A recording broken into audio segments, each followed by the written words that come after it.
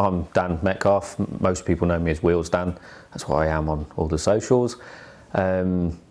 Myself, what have I done? Who am I? A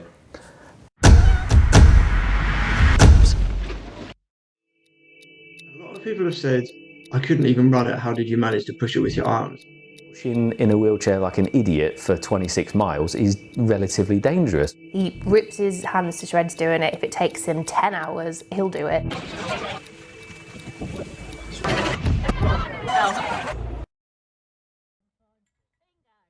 Hailing from Grantham, Dan is a person who pursues pushing himself to the limit both physically and mentally in order to reach some aspiring feats.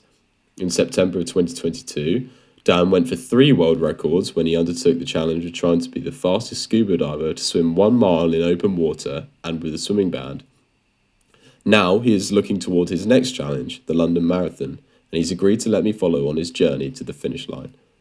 But before we head to London, Dan's got some training to do. I went down to one of his training sessions at Harlexton Manor, a great setting, and with just over a mile strip of suitable terrain, it's a good place for Dan to get in some pushing. This kind of training is heavily stressful on the upper body in order to prepare Dan for the 26 miles he's got to do. While Dan is using a track wheel at the front of his chair to help him with the marathon, the chair is a customised version of an everyday one, so it's not your traditional equipment for this kind of challenge, adding to the difficulty.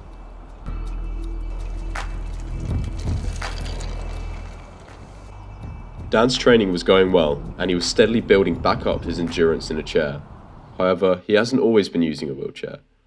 Dan spoke to me a bit about the accident in 2014 that left him paralysed from the waist down and how it has changed his life. I suppose really life changes in 3 seconds. That's it. So I went from I raced my motorbike a lot. I went on lots of track days, lots of, riding it hard on the road and all that kind of thing. I was kickboxing, so I was kickboxing twice a week. I did the Insanity Challenge 3 times. I did all those kind of things. I'd done big charity bike rides, cycling from Grantham to Land's End and back. I'd done all that kind of thing.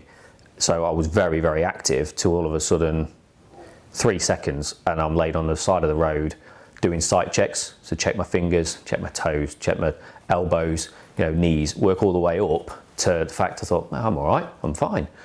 After they got the bike off my chest, I thought, yeah, I'm all right. I looked down, and when I looked down, my legs were supposed to be in like a sit-up position, so seated, and they weren't. One was over that way and the other one was over there, and I thought, okay, now I'm in trouble. Tried to move my legs, nothing. Just like pins and needles firing down, absolutely nothing. And I instantly knew then, really. I instantly said to my mate Toff at the time, I shouted to him, get an ambulance, because I can't feel my legs. So, and that was it really, just there and then. It was quite weird, surreal at the time. I was laid there and I was staring up at a passerby who stopped, who actually saw everything, unfortunately, because he had his kids in the car. So, I went up in the Magpass Air ambulance. They wouldn't let me look out the window there.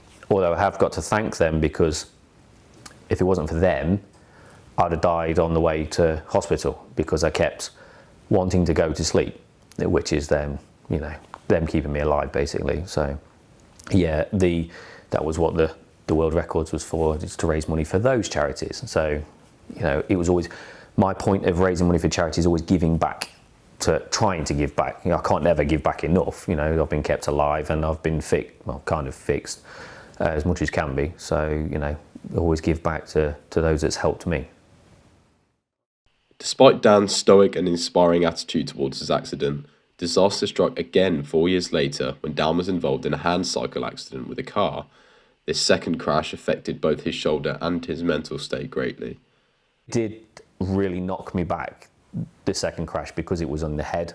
It was all mental problems, as well as the shoulder and the neck, because it caused compression at C4, so that caused problems anyway in mobility and all that kind of stuff, and headaches all the time, passing out, and all that rubbish. But yeah, the shoulder got knocked to 60% power, so that's never going to change. That is what it is now. I've got to have an operation on it to fix it, so doing the London Marathon's going to help that part, not. But it'll be all right. But it was more the mental problems. So the ups, the downs, I don't want to be here, I do want to be here, all that kind of rubbish.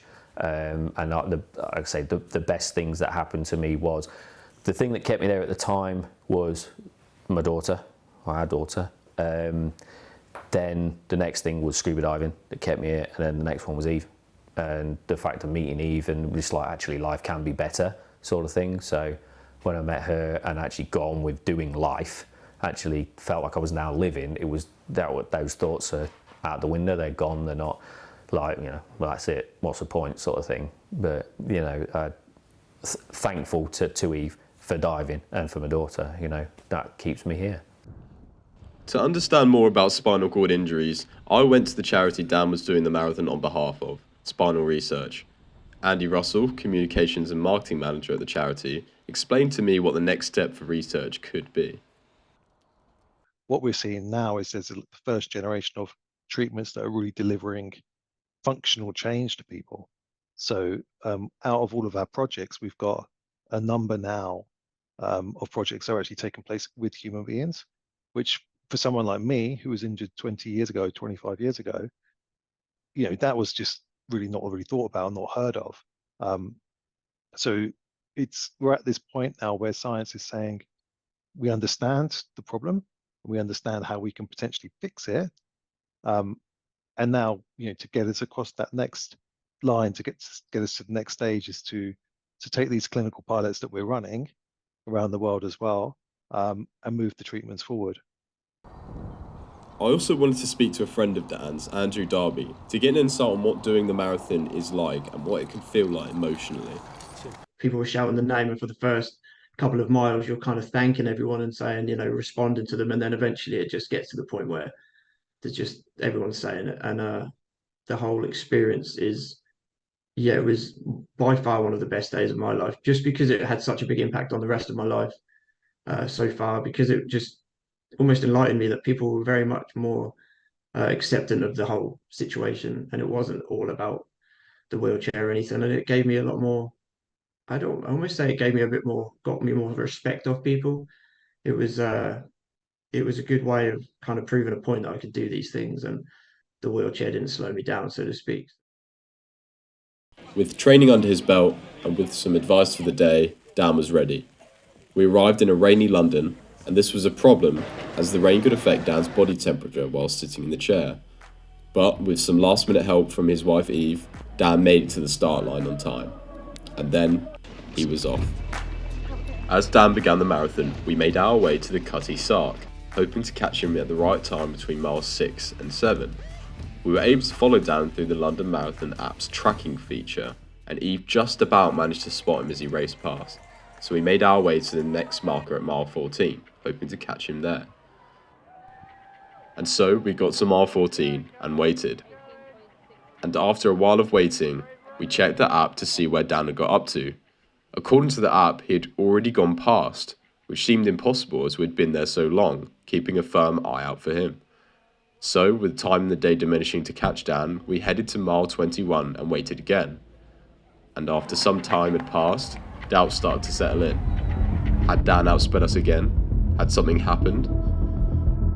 But then, as we looked out towards the runners in the distance, that's when Dan appeared. He saw us first, here, and we cheered as he motored past.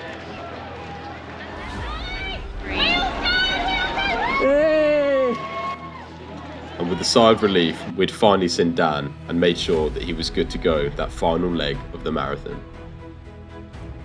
With muscles aching and gloves torn, Dan knew the end was in sight.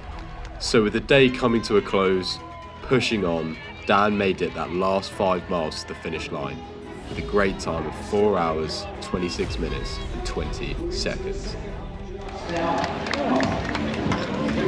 Well done, mate. Well done.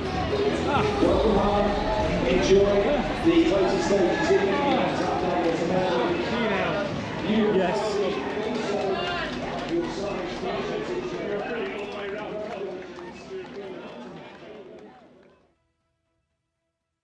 Afterwards, we all met up for a drink at a pub with the other attendees from Spinal Research, and I got to speak to the man himself. How are you feeling? Yeah, alright. Bit difficult. Bit tired. Yeah, a little bit tired. Shoulders are aching, arms are aching a bit. But it was really, really good. definitely worth doing. Would I do it again? Yeah, I probably would. You know, getting round people is difficult, but it was actually really good. It was the 4 hours 40 guy that was really kind of like a saviour. I was chasing him down and pulling away, I was chasing him down, so that was helpful. I had to go and find him and say thank you. So yeah, that was quite cool. But got a good time, you know. So we was in a 5 hours 30 wait to start with. We finished with a 4 hours 40. So I did it in 4 hours 26 minutes 20 seconds. So happy with that. Yeah. It's pretty quick. First marathon. So Got that under your belt? With the marathon done and dusted, Dan has proven a point that anything can be accomplished if you put your mind to it.